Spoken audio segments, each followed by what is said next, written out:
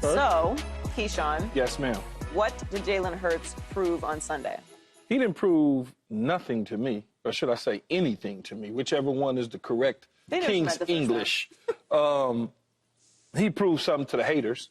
Well, I didn't say names. I didn't say names.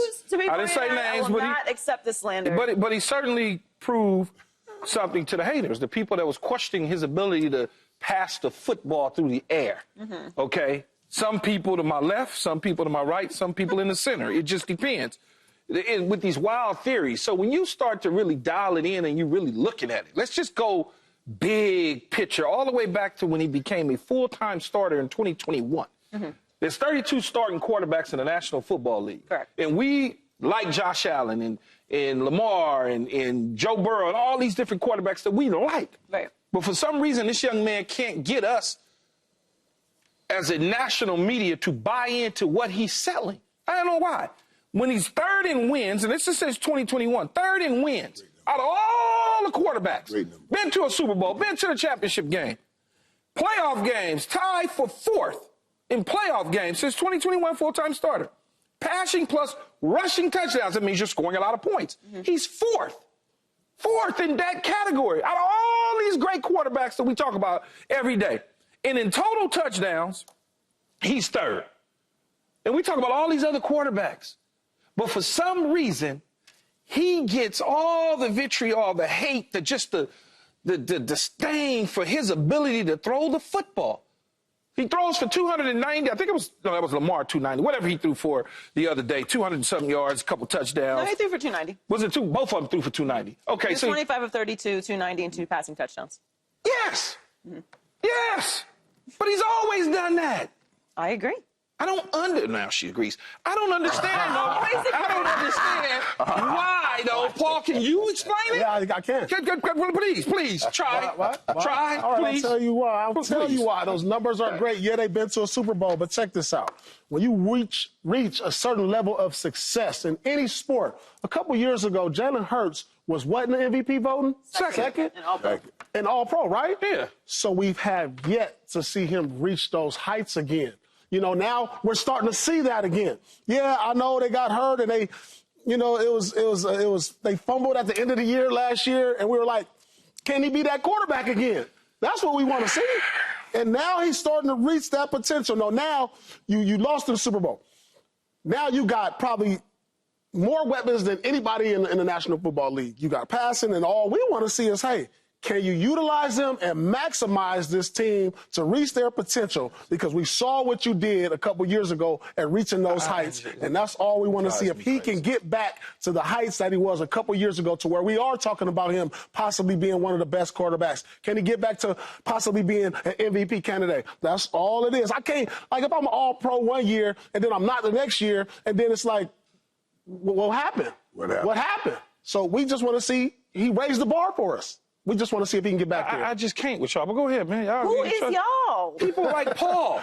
No, I'm saying when you raise a certain bar, you want to see if a guy can maintain it and get back to that level. Right. You clearly saw him last year. He's playing the offense as a whole, they fired the offensive coordinator after a change. Okay, they fired him, sent him packing. They bring in Kellen Moore because, Michael, they knew that the offense was not only banged up, and there was times players were missing, but they were not the same. They went out and got Saquon Barkley. But the bottom line is, this dude is for real. Yeah, he's for real. He's starting to get back to that level this year. Right. And both of you guys make valid points, honestly. And when I look at it, and the question is, what did he prove to me? I mean, you said he proved nothing. I say he really proved nothing also, but the different nothings. Because I believe... I believe he showed us who he is. This is who he is. He can make those, he makes throws, he can make those throws. He can make those plays. But now, with the compliment, or he as complimenting the running game. Here's the issue. Last year, when they went on that 1-5 slide, they were throwing the ball way more than they were running the ball. And they went on that 1-5 slide. So what they're asking, and what he wants, is the affirmation and the confirmation that if he had to throw the ball all over the field, you're one of those quarterbacks. But he's not one of those quarterbacks. That's okay not being one of those quarterbacks. It's okay putting talent around him and winning with his great skill set. The issue is, don't ask me to put him with Josh Allen, who can raise up less talent to make them win. Now, that's a different thing, is all I'm saying right there. He's a top quarterback. I gave you the numbers. Josh Allen is in here, too, in these numbers. The wins, the touchdowns, all of it. Like, come on now. I think the thing that But Josh Allen dragging a dime, and he has a whole silver dollar. Ooh, that boy good. I think the thing that Jalen Hurts did best was win. Right? Like, the thing that Philly... Is that not the point? I think it's absolutely the point. But last year, they stopped doing the thing that he did best at the end of the season. I was an adamant defender of Jalen Hurts all year. Fired. The offensive coordinator got fired because of that. I was an adamant defender of Jalen Hurts all year last year because he was clearly hurt. He was dealing with an awful defense. He did not have the offensive coordinator. There were a lot of issues going on last year, and I think people built on what happened last year to say, see, look, he's not really as good as we saw in the Super Bowl season. I think Jalen Hurts is an elite quarterback and one of the best quarterbacks in the league. And that's why I say he didn't prove anything to me. I've always felt that Jalen could throw the ball. If he couldn't throw the ball, then A.J. Brown wouldn't be there. Devontae Smith would be getting numbers. Somebody has to be delivering the ball to them in order for them to get numbers. And that person is Jalen Hurts. I don't think that he is a one-dimensional quarterback at all. But I think that Jalen Hurts suffers from the same thing that Lamar Jackson suffers from, that any mobile quarterback suffers from. We talked about this before. We have not been able to adjust our brains to evaluate running quarterbacks, which Jalen Hurts is better at that than he is at passing, even though he is an elite passer. It's splitting hairs. Or at the very least, that is something that he utilizes in his game in a way that a passing quarterback does not. Someone that we view in that way. Josh Allen is a running quarterback. Right. We just also am able to see him bomb it all over the field. Right. And we haven't been able to adjust to evaluating those type of quarterbacks. They all suffer from the same thing. Jalen Hurts can absolutely throw the ball. I did not learn anything about the Philadelphia Eagles in that game whatsoever. They're one of the best teams in the league, probably the best team in the league right now. It certainly can be argued. And Jalen Hurts is a top quarterback. He wasn't an all-pro by accident. Right. No, he wasn't. But listening to Michael talk about you don't want him throwing the football. I didn't say I don't want him throwing the football. I don't want him throwing the football 50 times a game. No, nobody who throws it 50 times a game wins anything, Michael. You know that. No, that's not true. No, that's very true. That's very true. Now listen. If you throw the ball 50 times a game, you're not winning. You got quarterbacks in this league that can lead passing the ball. Well, he is a quarterback. And let me correct. Joy, you said a running quarterback. He's a running quarterback. Lamar Jackson, we considered him a running quarterback. Josh Allen was a quarterback that can run. There's a difference between the two. I don't see it. But there I don't see it, though. It's what's your base offense. That's the difference. Your base offense, his base offense is, I'm a running quarterback because my base offense needs to be the run. He's a quarterback that can run because his base offense can be the pass, and he's going to add on the run. There's a difference. That's why they're so effective. That's why Baltimore is so effective. That's okay with being that. That's okay with being that. We say that as if it's a negative thing. Like I used to tell people, Donovan McNabb, I used to tell Donovan McNabb, if Tom Brady and Peyton Manning had your legs, they wouldn't sit in the pocket that long. They would run too. Stop acting as if this is a bad thing. You got a great gift, but you just don't have that kind of passing gift. That's okay. Michael, That's why you use total touchdowns when you put out his touchdowns. Well, because I'm combining them both. Because you putting in that tush-push, too. Okay. Ain't nobody else pushing and You gonna try to tush and push and see where they go. You try it and see how far you get. I ain't saying it's not That's a strength. I'm not saying it's not a skill set. That's a strength. But it's something we're adding on to the quarterback position. It's not anything in any prerequisite for a quarterback. You understand what I'm saying? No, I do not. No, I do not. Okay. No, I do not, because I heard you say that the man can't throw the football 50 times. No quarterback who throws a football 50 times other than 1 or 2 games may have a comeback and win. I don't want my quarterbacks throwing 50 times. He's where he needs to be. They took the football out of Saquon Barkley's hand to a degree, partly because it's Pittsburgh. You can fly versus driving against the Pittsburgh Steelers, and that's what Philadelphia decided to do. It wasn't like all of a sudden they decided we gonna showcase No, what they said is this the best game plan for the opponent that we're going up against, and we know you as my quarterback can certainly do it. And he went out there, and like I said before, to all the haters, he did that. You can do it. I mean, I guess. Okay, but he can't do it. He's been doing it. I just gave you the numbers, Michael. He's been doing it. He did the other night. Come on now, Coach. Come on, Coach. The local media has been asking them about the passing game. Right. Why would I throw when I got a 1,700-yard rusher? I don't need to keep throwing the football. Excellent question, Keyshawn. I don't know why. It's crazy to me. I don't know why or what it is with the Eagles, but it's always something. Right, but you need to throw the ball, and they're talking about it because it's an important part of the game. Thank you, Joy. Right. They can. Right, and so obviously, let's be real. Since we're saying that, everybody up here is saying that, they're the one barking about what people are saying. Why because is that? It gets on your damn nerves when I keep hearing these pundits all the time discussing our ability to move the football. But when you are at the bottom of the league in passing yards, it's not like they're making you can do it and then you're just at the bottom. But then Michael, you shouldn't let it bother you. Unless you're wondering. And I know. Thin skin. Yeah, they're hurt. Okay. They Come on now. mentioned with the grace. And yeah, you get tired of hearing A.J. Brown name been mentioned in the top 4 or 5 receivers all year long. I know, and I would be bothered with that too. Think about it. I would be bothered. We have silent conversations about it. But I wouldn't be out here telling people I need confirmation. But you was playing. That's what I'm hearing. You was playing a while ago, Michael. This is different now. And confirmation that I'm this good. Just go out and play. Now you sound like the man get off my line, not understanding this world is different now than when we played. Right, that's what we handled it silently, maybe some of us, and now they just say what they say. And all I'm saying is right here, we're giving y'all what you need. We're giving you your flowers. We're giving you right here, right now. So affirmation and confirmation. Yes, you can throw the football. Yes, A.J. Brown can catch the football. Now let's go play football. And you better make sure you're running the football more than you're throwing it, even though you can't throw it. That's all. That's how they're going to win.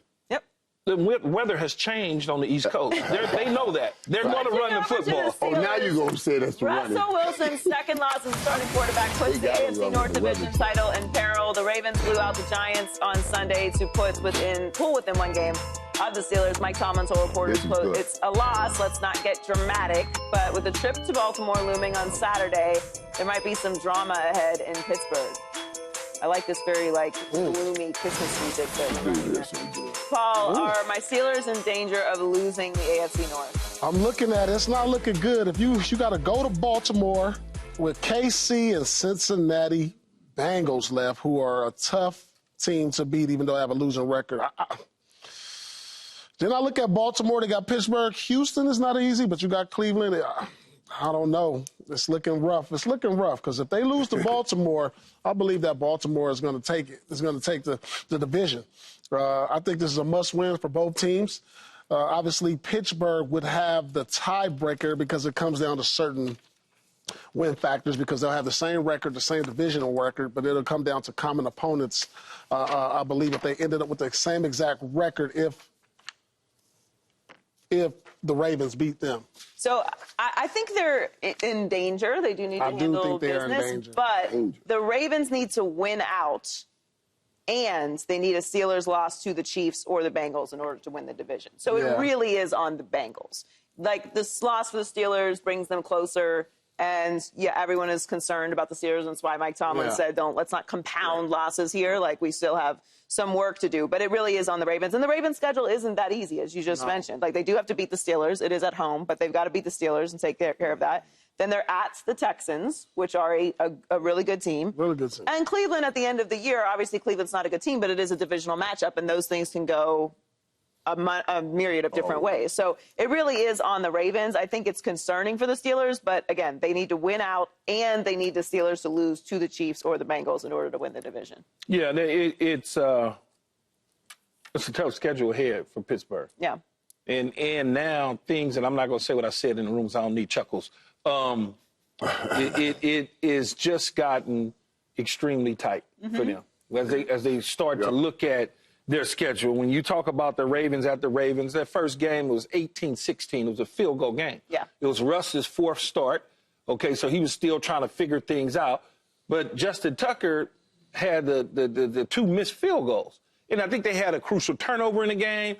I like the Ravens at home against Pittsburgh, although Lamar is 1-4, which gives you some hope. T.J. Watt banged up. Whether he plays or not, he won't be 100%. Yeah. And I don't know if Pickens is going to play or what the situation is with him. We still don't know, yeah. That's another kicker. So when you start to look at it, those two guys were available in that 18-16 game. They may be available this game, but not 100%. So you look at it that from that standpoint. And then the Ravens, they got the Steelers at home. The Texans can go either way just because they've been up and down this year. And then the Browns, obviously, it's a division opponent. It's a tough out at times. But I think we kind of seeing that the Browns are coming back to earth. And probably no Myles Garrett in this situation as well. So I like the fact that the Ravens can afford, that Pittsburgh cannot afford to lose one of these three games. And the Ravens and the Chiefs and the Bengals, that's a tough haul, man. Yeah. That really is. So it's going to be tight. And that's why I love how the NFL has put all these division games late, because look, we go through this whole season. Each week we're talking about this tight race, and then at the end, these teams have 8-9 game win streaks. And be like, we need to make sure we keep winning. At the end, you have won all year, and it makes it so great. The word putting Pittsburgh in danger when they're already in the playoffs, and I think always distance traveled when we first started this season.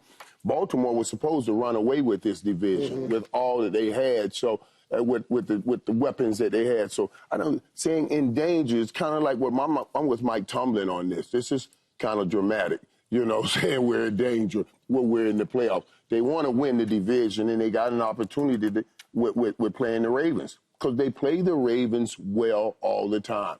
Something that Coach knows, Mike Tomlin knows about Lamar Jackson, that he has a tough time. So I think Pittsburgh's right where they want to be. If you told them they would be here right here, if you told them they'll be here at the beginning of this year, when they didn't know which quarterback was going to be a quarterback, they didn't know what they were going to get for quarterback. These are two discarded quarterbacks. And right now you're going into week 16, and you're saying we're playing for the division. Can I ask you a question, though? Yeah.